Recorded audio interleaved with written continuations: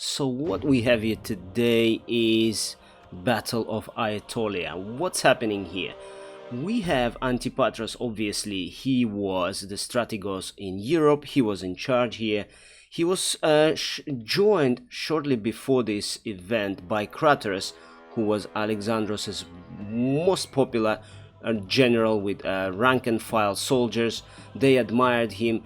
Craterus got killed in a previous episode. So what happens here, it's the events that actually precede that battle of Hellespontos that we have in a previous installment. So here what we have is Antigonus the One-Eyed. What he does, he comes back to Greece. He's a strategos of Phrygia in Asia Minor.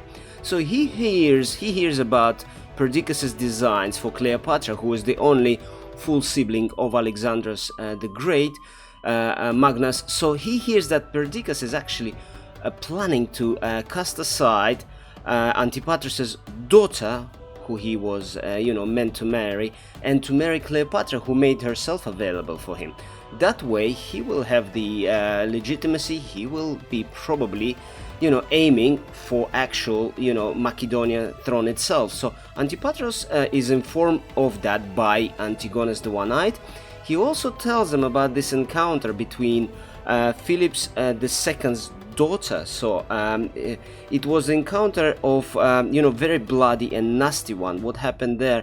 Perdiccas asked his brother to actually go and meet the daughter of Philip II, of the late Philip, who was coming from Europe towards Asia. She was meaning to marry her teenage daughter, to Philip III, this imbecile king that could not rule on his own. So Cleopatra wanted to marry one of the Alexandros generals, and Olympias, her mother, with her, but daughter of Philip, this daughter of his, she wanted, Kainani her name was, she wanted to marry actually into the royal family itself. She did not look for the generals, for strategos, she looked for the actual king.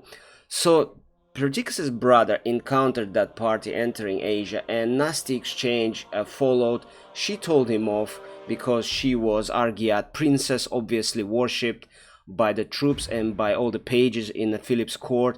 And now this boy, he's about the same age as her, in his mid-30s, he killed her in front of the troops, his troops and hers. He kills her. Her teenage daughter stays alive but is in absolute shock. So that happened as well, and that caused a lot of a backfire for Perdiccas and his brother, because troops were absolutely appalled that the great Philip II's daughter has been slaughtered in such a fashion.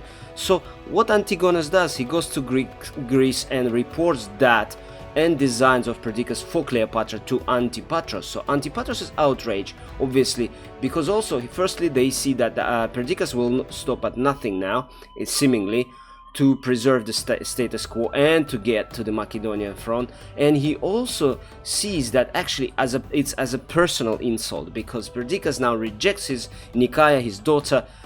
In the future, he promises Cleopatra, who was approached by Eumenes, his confidant. He promises her to marry her in the future, and she's the only full siblings of Alexandros, and obviously that will propel him to the Macedonian front.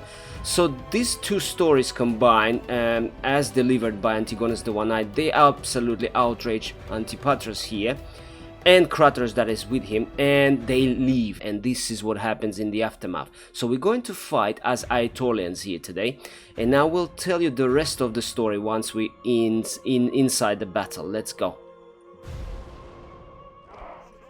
Right, so here we are. We start straight away. We have we have one unit of cavalry here. Okay, they decided to head on attack our infantry. That is okay. Let's chase off these pesky skirmishes. Let's bring this man upon. Yes, what's happening here? Aetolians, they were involved in a Lamian war, in a Hellenic war, as Athenians called it. You will recall that if you watched my previous episodes, what it was all about. Lamian war, where Athens declares it to be a Hellenic war, war for freedom, and all the rest of that. So it was this war that Athens and their major ally here, the Aetolians, fought against Macedonian domination. So what happens here? Aetolians promised, they have promised 7,000 men, and they have delivered on that promise. So Leosthenes, who was the captain and who was a commander of the Athenian forces, he brought with him several thousand more mercenaries from the southern Peloponnesus, and they are now also being emboldened by the fact that Alexander's treasurer from Babylon, he defected, as I've also covered in one of the previous episodes. He brought about 700 talents or so it's supposed to have been. In fact, there was about 350 once they started to count the money. So basically, Athenians now had the money. They had Leosthenes, who was the general of the mercenaries. He was former Athenian, or his father was an Athenian. So essentially, with this money and with these troops, Athenians want to now shake off the Macedonians. And Aetolians, seeing their chance, are also culprits in this. So they bring 7,000 men to Leosthenes, and they participate in defeat of Antipatros, who only came with about 13,000 men from Macedonia to contest this. Obviously, he was defeated. He retreated to Lamia, as you've seen in a previous episode. He was besieged in Lamia, and at this stage, Aetolians here, they actually left. They left the field. They would not be taking part in a siege. And what happened as a result, it's one of the previous episodes as well, they were eventually, the Athenians were defeated. Leosthenes was killed during the siege by, this lucky shot, slingshot. He got himself killed. Athenians were later defeated when, Leonatus arrived. And what happens here? As a defeated party, Athenians now came to terms with Macedonians, and Aetolians, because they were absent, they have never made peace. So they have later been besieged. The Craterus, who joined Antipatros in Europe, he also came with some of his own troops, and went into the high hills with Antipatros, high hills of Aitolia, and they started to basically starve them into submission, even into the long winter months. And what happened then, when Antigonus the One-Eyed came with the news that I've mentioned before, that Perdiccas is actually planning to marry Alexander's sister, that Perdiccas has actually killed Philip II's daughter, when he came with this news, Antipatros with Craterus, that were now in Aetolia, they quickly come to terms with them, sign a truce, and leave for Asia. So what you have here now is these Aetolians who now decided to challenge this. There are strategos here called Alexandros.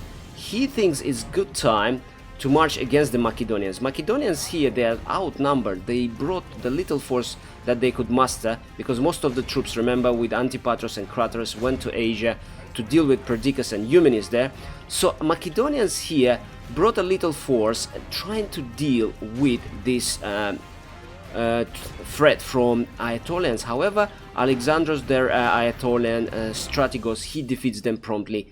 He overruns the Macedonians, and what follows is the Aetolians proceeding to make war and moving on to Thessaly. So they attack communities there. They broke the truce with the Antipatros and Craterus, signed before the two departed for Asia, and they now causing havoc in central Greece. So what you have here is this encounter where, oh, there you go, so we are done here. So after this, they would move on into Thessaly and would fight communities local to the Macedonians there. So for now, Antipatros and Craterus are in Asia, where Craterus would get himself killed eventually in a previous episode against the Eumenes, and Aetolians are victorious against the small Macedonian force sent against them. So thanks again for watching, please subscribe, and I'll see you in the next battle.